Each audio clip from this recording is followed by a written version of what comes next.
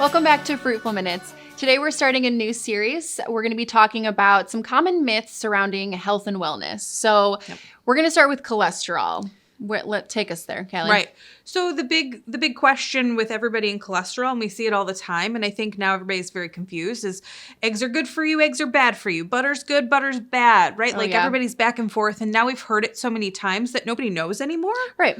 And there's just this big, lingering question, is that okay to eat? Should I eat that? And it's surrounding the fat content of these items, right? Right. Well, it's people have been told, oh, eggs have cholesterol, so they're bad for your cholesterol. Because no one wants high cholesterol because that's a common problem. Right. Okay.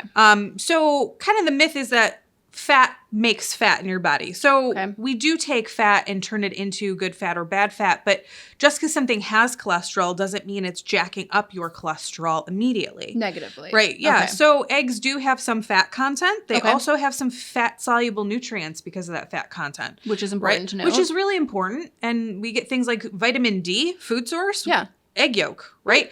And a lot of people are leaving out the yolk. Yes, they're dropping the yolks. It's just only the egg whites because Right. it's lower fat, lower calorie. Right. Okay. And for a lot of people, you're missing out on a lot of the key nutrients that were in the egg outside of the protein in the egg. True. So a lot of times people are dropping the yolk, which means they're dropping a lot of the good stuff. Okay. Which is really unfortunate because our body doesn't really take egg cholesterol and turn it into bad stuff. Right. It's usable cholesterol. So we need cholesterol. Okay.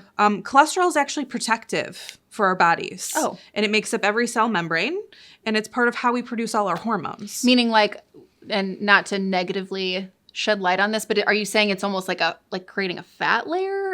What is it about that layer you're talking about that provides a benefit? Oh, the cell membrane? Yes. Yeah. So the outside of every single cell in our body is made up of 2 separate layers of fat. Oh. We need fat. Didn't know that. Okay. So if you don't have enough fat, your cells are weaker. Okay. And nutrients can't get in and out of your cells. Literally on a chemical level, our bodies kind of need this. Right. Okay. And a lot of times people start having cholesterol problems for other reasons. It's not just that your body just started to pump out cholesterol for no reason. Or that you're eating too many eggs. Or that you're eating too many eggs. Right. A lot of times your body starts kicking out cholesterol because it's literally our body's protective mechanism. Okay. So there's damage somewhere. There's something else going on somewhere else. And your body is trying to do its natural job and protect you by pumping out some cholesterol for protection. Cholesterol becomes a problem when it comes in contact with sugar or inflammation in the system. And then it can turn cholesterol into bad particles, and that's when people have problems. But there's literally no actual clinical evidence that shows cholesterol equals cardiac event. Right. Just in its existence. Right. Because half the people who have cardiac events, normal cholesterol. Yeah. So there's no actual clinical correlation to that stuff. And we've all kind of been fed this cholesterol's bad. We need some level of cholesterol.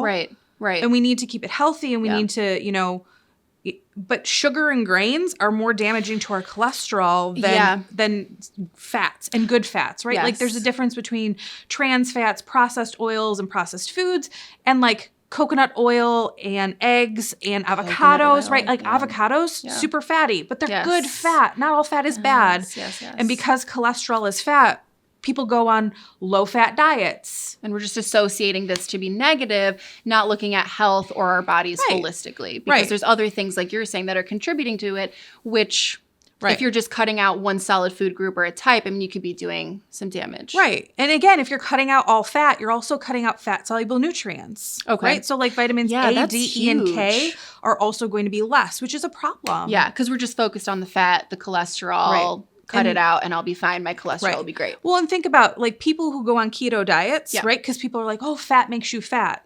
People on a keto diet are eating high fat, low carb, right? Yeah. And they're losing weight. Right. Fat does not equate to fat in our body all the time. You have to understand. Our body uses those things. That's so key. You have to understand what it's doing in your body, not just looking at the negative results and ignoring those other components, which is huge. The sugar, all that inflammation it causes. Yeah. And in terms of your body makes your cholesterol, and that's your liver's job, right? So what else is going on with the liver? People are kind of it doesn't just food in equals cholesterol out. Yeah. Something else is going on, and we got to look deeper than just blaming one food group. Yeah. Or eggs. Poor things. Poor things. Well, thanks for that. We'll end there. Thank you. Super helpful knowledge, and I hope that was helpful for you guys just thinking about the food that you're eating and other things that it's providing for your body, not necessarily just the negatives or cutting out fat because of cholesterol. Look forward to seeing you guys next week when we dive into another common myth surrounding health and wellness. Thanks for watching.